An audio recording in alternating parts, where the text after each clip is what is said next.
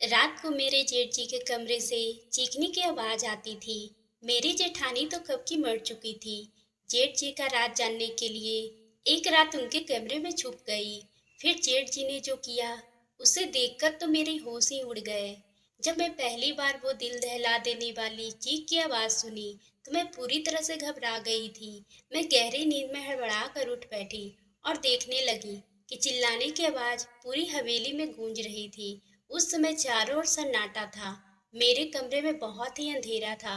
मैंने हाथ से टटोलकर साइड वाले टेबल का लैंप जलाया। मैं घड़ी की तरफ देखी तो रात के 1 बज रहे थे और चीख पुकार की आवाज से पूरी हवेली गूंज रही थी। मैं हैरान थी कि मेरे बगल में लेटे मेरे पति धीरज अभी तक गहरी नींद में सोए हुए थे। इतने शोर में उन्हें नींद कैसे आ सकती थी। कल ही तो मैं धीरज की दुल्हन बनकर इस घर में आई थी। मेरी शादी बड़ी ही धूमधाम से धीरज से हुई थी और मैं एक अमीर खानदान से थी। मेरे सास ससुर बहुत साल पहले ही गुजर चुके थे और सिर्फ एक जेठ जी थे जो घर की देखभाल करने वाले इंसान थे। मैं उनके व्यवहार को अच्छी तरीके से जानती थी। मेरे धीरज से लव मैरिज की शादी थी। हमने एक दूसरे से शादी के लिए खुद ही पसंद किया था और फोन पर बातें होना शुरू हो गई थी। हम दोनों ही अमीर खानदान से थे, इसलिए किसी को भी इस रिश्ते से ऐतराज नहीं हुआ। मेरी शादी की पहली रात थी। उस रात मैंने हवेली में चीखें सुनी थी। एक लड़की की चीख की आवाज थी, जैसे वो अपनी मदद के लिए किसी को पुकार रही हो। पहले तो मैंने सोचा कि कमरे से बाहर जाकर देखूं कि आवाज किसकी है और कौन है जो इस वक्त इस तरह तेज आवाज में चिल्ला रहा है। लेकिन मैं एक ही दिन की दुल्हन थी, तो यूं कैसे मुंह उठाकर कमरे से बाहर निकल सकती थी। आधा घंटा ये आवाज गूंजती रही। उस समय मुझे धीरज को नींद में देखकर बड़ी ही हैरत हो रही थी। वह इतने शोर में कैसे सो सकता था। लेकिन कुछ ही देर के बाद आवाज आनी बंद हो गई थी, जैसे कभी शोर हुआ ही ना हो। मैं दोबारा से लेट गई। अब मेरी आंखों से नींद कोसों दूर जा चुकी थी। मेरा दिमाग बार बार उसे चिल्लाने वाली लड़की की तरफ ही जा रहा था। कौन थी वह लड़की और वह ऐसे क्यों चिल्ला रही थी और इसकी आवाज पर सब लोग क्यों खामोश थे। वरना एक हलचल सी मच जानी चाहिए थी। इस घर में ये सोचकर फिर मुझे कुछ डर सा महसूस होने लगा था, क्योंकि जहाँ ये बंगला बनी हुई थी वहाँ आसपास केवल जंगल ही थे। गांव तो 3-4 आसपास की दूरी पर ही था। मैं कुछ दिनों के लिए गांव आई हुई थी, क्योंकि मुझे रहना तो शहर में ही था। पर शादी से पहले मेरी यह बात तय हुई थी और शहर में भी इन लोगों का बंगला बहुत ही खूबसूरत बना हुआ था। और गांव वाला बंगला तो इतना बड़ा था कि ना जाने कितने कमरे यहाँ पर बने हुए थे। यहाँ का बगीचा बहुत ही बड़ा बना हुआ था। मुझे तो इस हवेली में घुसते ही किसी महल के जैसा लगने लगा था। मैंने बस थोड़ी सी ही नजर डाली थी, लेकिन यहाँ के नज़ारे देखकर मेरी आंखें दंग सी रह गई थी। मेरा कमरा गुलाबों के फूल से सजाया गया था। मैं खुद पर जितना ही गुरूर करती उतना ही कम था। हम दोनों को देखकर सबको हमारी जोड़ी पसंद आई थी। मगर जो आज रात मैंने इस बंगले में आवाजें सुनी, उसे सुनकर मेरे दिमाग ने काम करना बंद कर दिया था। ना जाने कब सोते सोते फिर से नींद की वादियों में खो चुकी थी। सुबह हुई तो धीरज प्यारी सी मुस्कान लिए मुझे जगा रहा था। कहने लगा, पूनम उठ जाओ, सुबह हो गई है। ये मुंबई नहीं है, ये हमारा गांव है। यहाँ लोग बहुत ही जल्दी सुबह उठते हैं। ये सुनकर मैंने धीरे धीरे आंखें खोली तो वह उठ चुका था। धीरज बिस्तर से उठकर अपने कपड़े निकाल रहा था। मुझसे कहने लगा, तुम्हारा सामान दूसरे रूम में पड़ा है, तुम्हें वही पहनना है। वह मुझसे कहकर बाथरूम में चला गया। मैं बिस्तर से उठकर बैठ गई। पहले तो मुझे ऐसा लगा था कि रात वाली बात शायद मेरा कोई बहन था। मैं वही बात सोचते सोचते ड्रेसिंग रूम में चली गई, जो मेरे ही कमरे में बना हुआ था। इतना भारी भरकम जोड़ा देखकर मेरी आंखें फटी रह गई थी।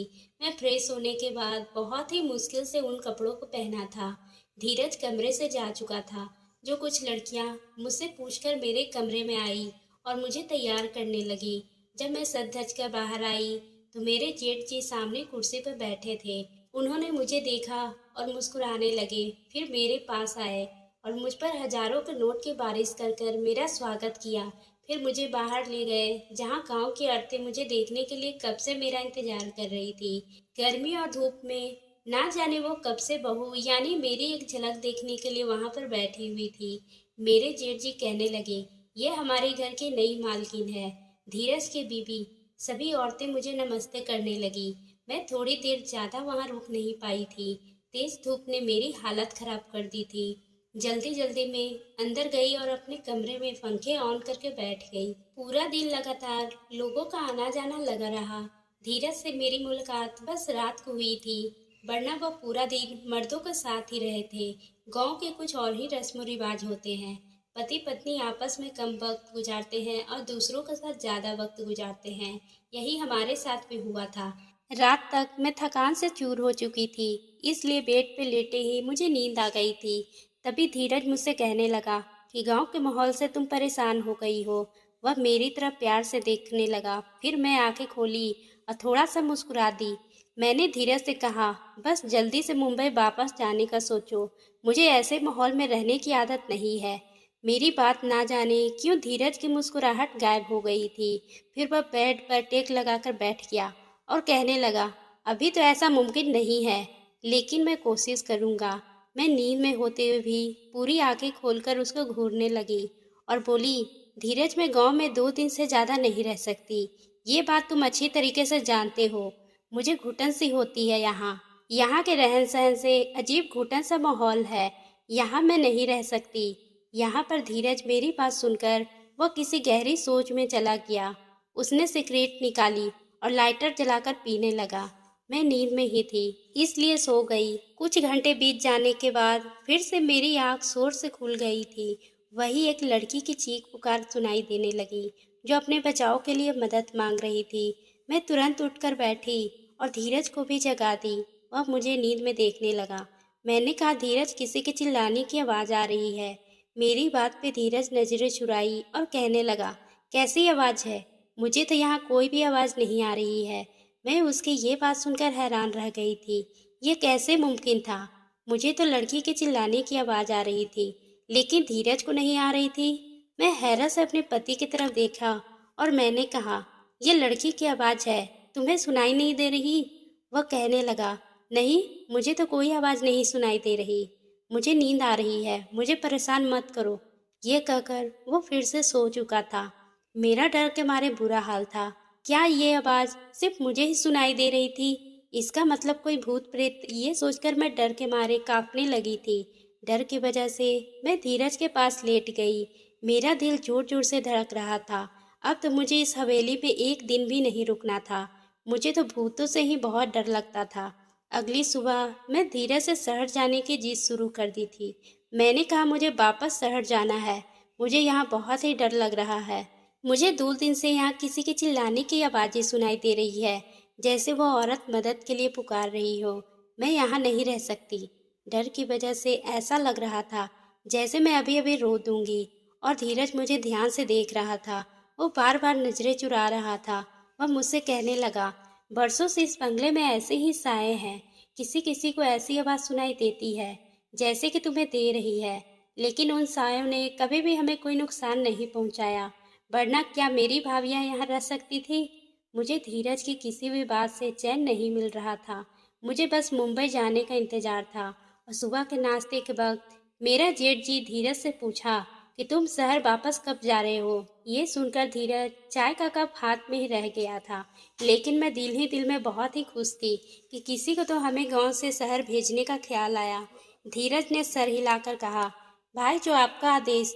धीरज ने बहुत ही मुश्किल से ये बात कही थी। वह अपने बड़े भाई से बहुत ही डरता था। जेठ जी कहने लगे, आज शाम तक तुम मुंबई जाने के लिए तैयारी करो, वहाँ के काम देखो जाकर।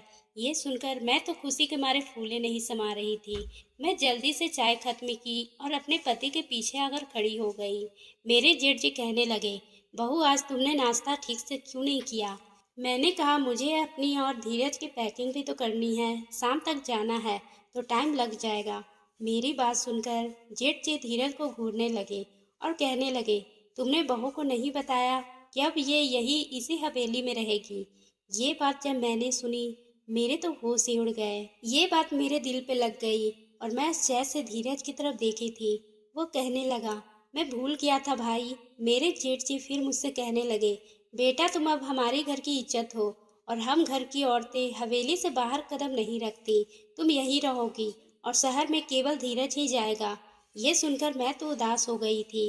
धीरज ने पहले ये बातें मुझे क्यों नहीं बताई थी। उसने यही कहा था कि कुछ वक्त मुझे गांव में रहना पड़ेगा, फिर वह मुझे अपने साथ मुंबई ले आएगा। मैं उस समय वहां से उठकर कमरे में चली आई थी। मुझे झूठ बोला गया था। कुछ देर के बाद धीरज कमरे में आ गया और मैं रोने लगी थी। मैंने कहा मुझे इस भूत बंगले में नहीं रहना है। तुमने मुझसे झूठ कहा है कि हम मुंबई में रहेंगे। तुम अपने भाई से जाकर बता दो। कि मेरी बात सुनकर वह मेरे पास आकर बैठ गया और बहुत ही प्यार से बोला, मैं तुम्हें अभी मुंबई नहीं ले जा सकता हूँ। बस तुम कुछ महीने यहाँ रह लो, वैसे ही रहो जैसे यहाँ की औरतें रहती है। फिर मैं तुम्हें मुंबई ले जाऊंगा। मैंने कहा मैं तुम्हारे बिना यहाँ नहीं रहूंगी। रात मेरी जान निकाल देगी। मुझे बहुत ही डर लगता है यहाँ। वह मुझसे कहने लगा, तुम ठीक हो पर ध्यान मत दो। वह जो भी है तुम्हें कुछ भी नहीं करेगी, यह मैं तुमसे वादा कर सकता हूँ। तुम बस अपना कमरा लॉक रखना और रात को बिल्कुल भी बाहर मत निकलना। धीरज की बातों ने मुझे बहुत ही ज्यादा डरा दिया था। मैं अकेली रात को इस कमरे में नहीं सो सकती थी। धीरज कुछ देर सोचता रहा और फिर कहने लगा कि ठीक है, मैं भाई से कहकर एक नौकरानी का इंतजाम करवा दूंगा। वह तुम्हारे साथ रात को इस कमरे में सो जाया करेगी। लेकिन तुम बस कोशिश करना कि भाई को तुमसे कोई शिकायत ना हो। मैं इस बात का फिर सर हिला दी थी। धीरज शाम को मुंबई जाने के लिए निकल चुका था और मैं अकेली ही रह गई थी। रात को मेरे साथ एक नौकरानी कमरे में सोने लगी थी। वह जमीन पे अपना बिस्तर बिछा लिया करती थी और लेट जाती थी। रात को जब औरतों की चीख की आवाज़ आती तो मेरी आंखें खुल जाती। मैंने महसूस किया था कि जिस तरह की चीखों की आवाज़ आती है वो नौकरानी भी करवटें बदलने लगती थी। मुझे ये शक होने लगा था कि शायद वह भी उन आवाज़ों को सुन सकती है। कई बार मैंने उस नौकरानी से उस आवाज़ के बारे में पूछा तो उसने चेहरे का रंग ही उड़ जाता था और वह डर जाती थी कि ना। मैं सर में हिलाने लगती थी और कहने लगी, मैंने ऐसी कोई आवाज़ नहीं सुनी है।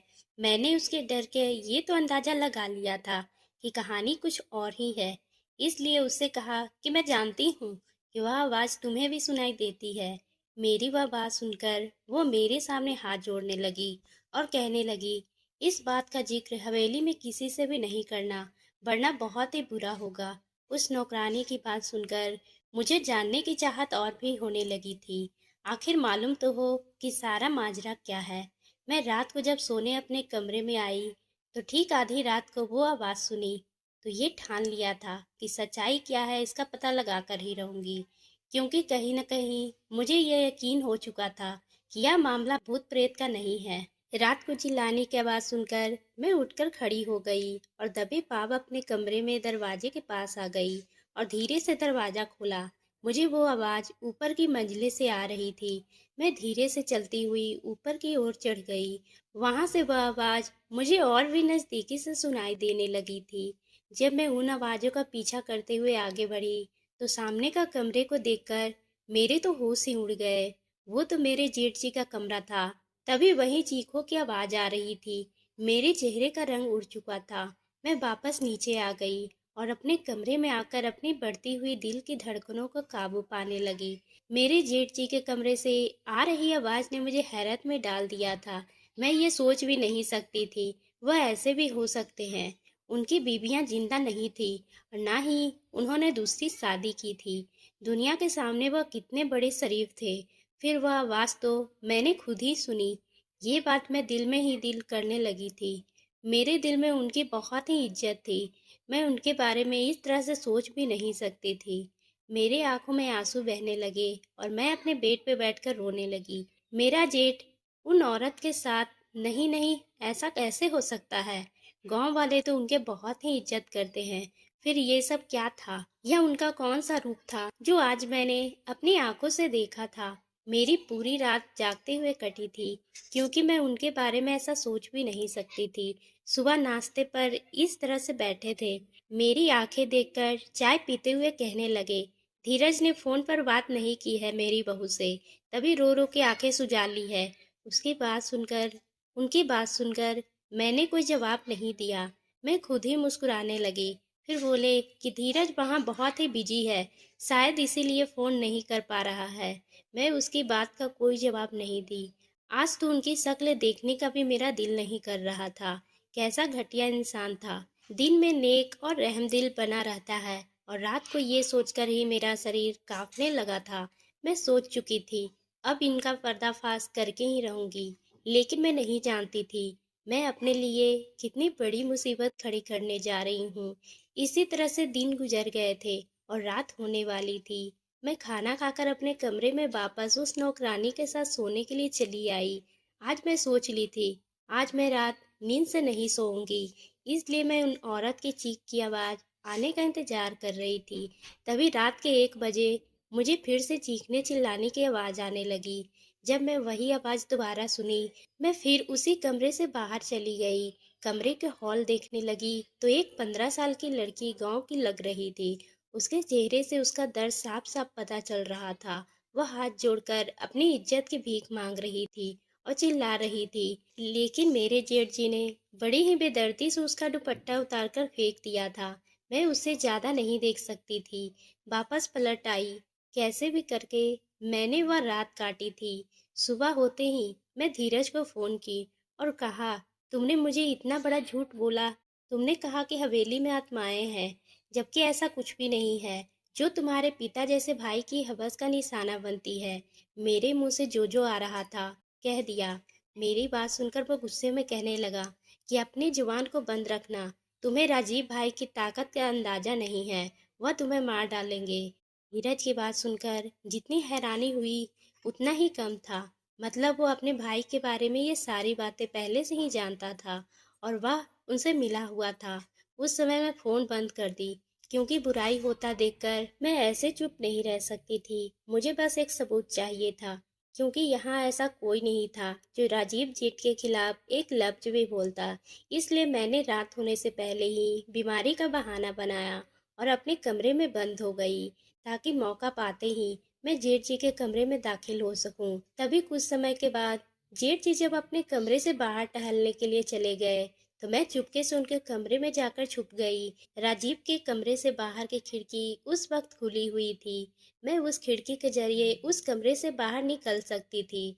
जब मैंने उस कमरे को देखा तो उस कमरे के किसी दूल्हे के कमरे की तरह सजाया हुआ था। मैं इस खिड़की के पास एक कोने में छुप गई। रात के 1 बजे जब जेठ जी उस कमरे में आए और सामने सोफे पर बैठ गए, कुछ ही देर के बाद उनका नौकर बोतल लेके आया और सामने टेबल पर रख दिया। मैंने अपने मोबाइल का कैमरा ऑन कर दिया था और कुछ देर के बाद एक 14 साल की मासूम सी लड़की उस कमरे में आई। वह चिल्ला रही थी, बार बार यही कह रही थी कि उसे उसके घर वालों के पास जाना है। वो नौकर उस लड़की को कमरे के अंदर ढकेल कर कमरा बंद करके चला गया।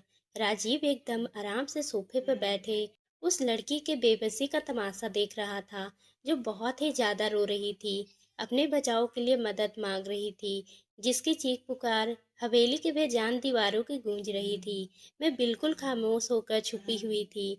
वह लड़की जब दरवाजा बजाकर थक गई तो जेठ जी के पास आकर हाथ जोड़ने लगी और कहने लगी, राजीव साहब मुझे छोड़ दो, मुझे जाने दो। मैं तुम्हारी बेटी की उम्र की हूँ, मुझ पे तरस खाओ। उसकी बात सुनकर मेरे जेठ जी गुस्से से उठे। उसके बाल पकड़कर भरी नजरों से देखते हुए बोले, तेरी इतनी हिम्मत कि तू मेरे सामने जुबान चलाए। तुम्हें मैं बताता हूँ कि मेरे सामने जुबान चलाने वालों का क्या अंजाम होता है। ये कहकर उन्होंने उस लड़की को बड़ी ही जोर से जमीन पर पटक दिया। वह लड़की दर्द से कड़हा उठी थी और मैं ये सब देख नहीं पा रही थी। ना जाने कैसे मैं खुद को काबू में किया था। वहां खड़ी ये सब कुछ देख रही थी। फिर मेरे जेठ ने उस लड़की को पकड़कर बिस्तर पर लाया। उस लड़की की चीख के साथ साथ मेरी भी चीख निकल गई। राजीव तुरंत ही वहां से पीछे हटा। मेरी चीख सुनकर वो समझ गया था कि कमरे में उस लड़की के अलावा कोई और भी है। उससे पहले कि वह मुझे ढूंढता, मैं उस खिड़की से बाहर निकल आई। लेकिन शायद मुझे देख चुका था, क्योंकि मैं कोई प्रोफेशनल जासूस तो नहीं थी, एक आम सी लड़की थी। मैं जिस रास्ते से आई थी उस रास्ते के बजाय खिड़की से नीचे उतर गई थी, लेकिन अपने कमरे के बजाय हवेली के पीछे चली गई थी। मैं वहीं जाकर छुप गई थी। फिर मैंने देखा कि पूरी हवेली में एक हलचल से महसूस हुई थी। बहुत ही कदमों का आवाज़ मैंने सुनाई दे रही थी। मैं एक घनी झाड़ी में छुप गई थी और बहुत से नौकर पहरेदार मुझे ढूंढ रहे थे। मैं तो सांस लेना ही भूल गई थी। मुझे डर था कि अब मैं पकड़ी जाऊंगी। कुछ देर के बाद नौकर वहां से चले गए। उनके जाते ही मैं सुकून की सांस ली। एक बड़े से पेड़ पे चढ़ने लगी जो इस हवेली के दीवार से चिपका हुआ था। उस पेड़ पे चढ़कर मैंने दीवार से दूसरी तरफ देखा। वह एक घना जंगल था। मैं वहां कूद गई थी। मैं नहीं जानती थी कि उस जंगल को पार करने के बाद कहाँ पहुंचूंगी, लेकिन मैं लगातार भाग रही थी। सुबह तक मैं भागती रही और जैसे ही हल्की हल्की रोशनी हुई मैं सड़क पर पहुंच चुकी थी। उसी वक्त एक बस शहर जाने के लिए वहां से गुजर रही थी। मैं उसमें बैठ गई और पूरे रास्ते भर मैंने अपने चेहरे एक दुपट्टे से छुपाए हुए थे।